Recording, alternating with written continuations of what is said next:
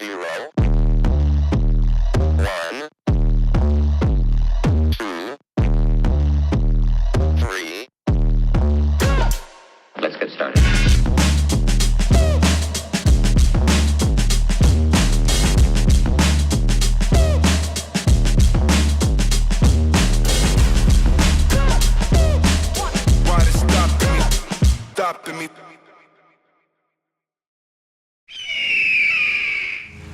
Welcome back, folks, to another episode of Debunked, the podcast where we take beloved myths, throw them in the blender, and hit obliterate.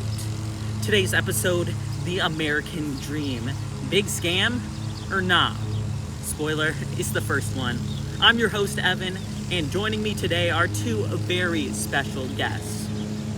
First up, we have no other than Jay Gatsby himself, who clawed his way up from nothing using pure grit, illegal booze, and an unhealthy obsession with green lights.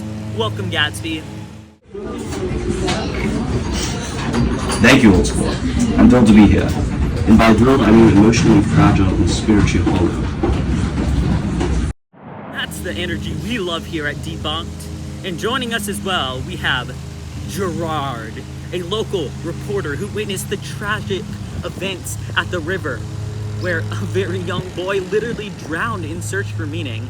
Welcome, Gerard. Thanks, Evan. I'm like witnessing childhood tragedy to qualify you for a podcast. Incredible. Let's get to it, Gatsby. Mind if I call you that? I prefer a tragic icon disillusionment, but Gatsby will do. Great, so tell us, how's the American dream working for you? Well, I started with nothing, worked hard, changed my name, bought a mansion, threw parties so wild the IRS still hasn't recovered. And it was all for one thing, Daisy. She was my dream, my green light, my metaphor with legs. And did you get her? She married a racist millionaire and let me take the blame for a hit and run. So no, I died with aesthetic. Amazing! So you worked hard, achieved greatness, and died alone, while the rich ran away. Truly the American dream in action. Now, Gerard, tell us what happened in the river. Give us the sad scoop. The kid's name was Harry, 5 years old. His parents, absolute disasters. Drunk, attached, too busy partying to feed the emotional needs of a child. He gets sent off with a babysitter who brings him to Riverside Baptism. The preacher tells him that now he has a home in the kingdom of Christ. And I assume he doesn't fully grasp the metaphor? Not even close. The next morning, this poor kid wakes up early, sneaks out alone, and walks all the way back to the river and goes into the water because he thinks that the kingdom is actually in there. He wants to find peace, love, something. Anything his parents haven't given him. And he drowns. Old School. That might be more heartbreaking than my funeral, where literally no one showed up except my dad and a guy with eyes like owls. Exactly. The river shows more about what's missing. There's no nurturing, no emotional guidance. The kid is left to figure everything out on his own. Expected to be strong and quiet, to act with conviction, even as a child. So, it's quite toxic in that way, really. The world tells him to be strong and faithful, but never explains how. And when he reaches for meaning, he dies. I can relate. I reached for Daisy, for love, for identity, and the American dream told me that with enough ambition, I could have it. What it didn't tell me is that the system protects people like Tom Buchanan, people born with everything. Although I can't relate, I do believe that it is time for a word from our sponsors. We will be back shortly.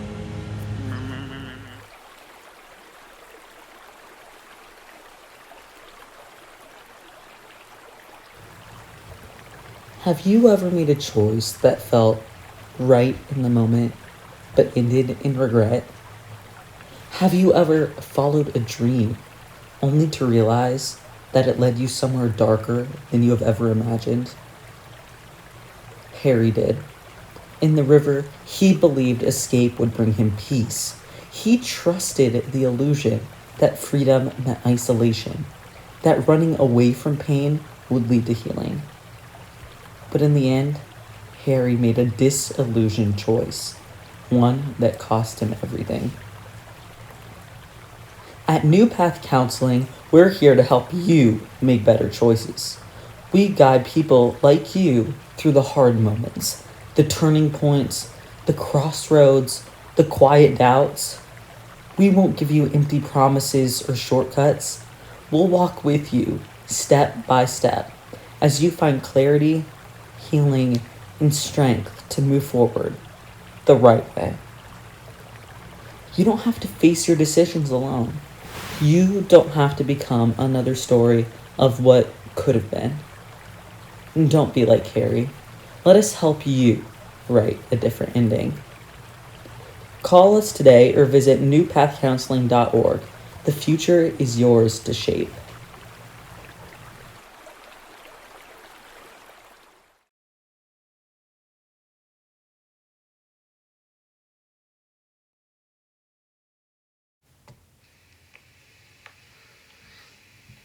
Are you tired of just getting by, folks? We're the same old grind.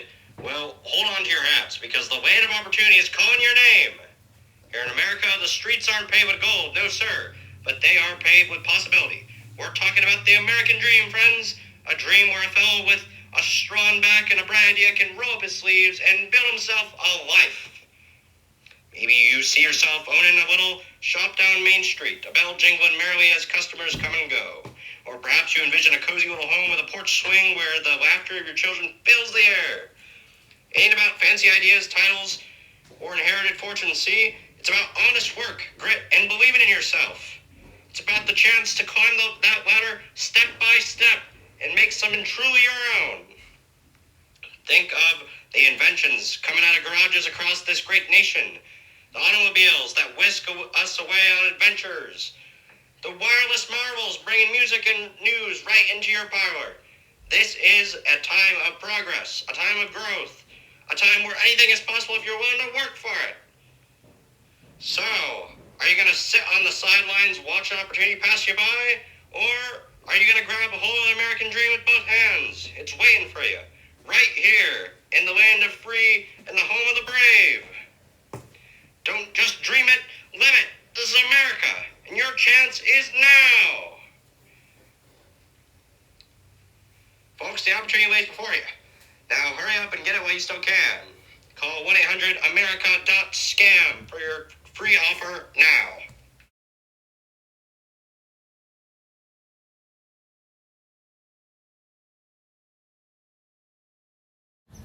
The American Dream. A simple idea with enormous power. Work hard, be honest, push forward. And in return, you'll have a house of your own, a car on the driveway, maybe a couple of kids, and a golden retriever in the yard. The dream says anyone can make it. Success is just one more late night away. And we believed it, so we ran.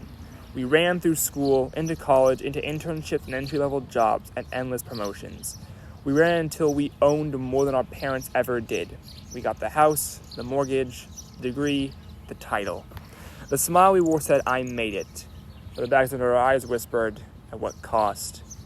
We started trading days for deadlines, weekends for status, moments of connection for moments of recognition.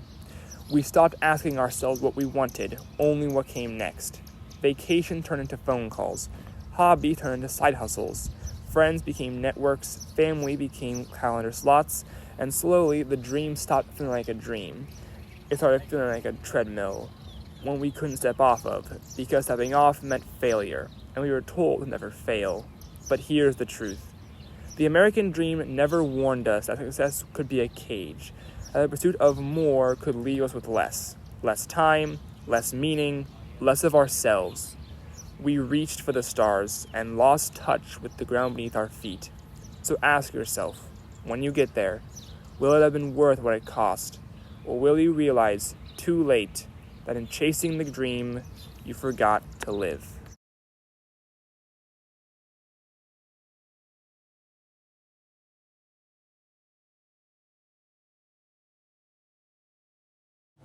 Welcome back, Debunktees. Let's go ahead and tie back everything that we have gone over so far for the listeners. So Gatsby and Harry both chase something they're told will make them whole. For Gatsby, it's wealth and love. For Harry, it's spiritual salvation. Both are let down by the world around them. Both die alone, chasing something that was never real to begin with. And the real kicker, people who create these dreams, the rich, the powerful, the preachers, they walk away fine. Daisy's back to her mansion. The preacher keeps baptizing. The people who believe in the dream, they die. And now that's a soundbite. The American dream is a lot like one of my parties. It looks great from a distance, but if you stay too long, it gets depressing and someone ends up dead. Now, we're heading into our final segment. Real talk, the American dream and us. It's time for each of us to share our takeaways. Gatsby? If I could do it again, I wouldn't chase Daisy.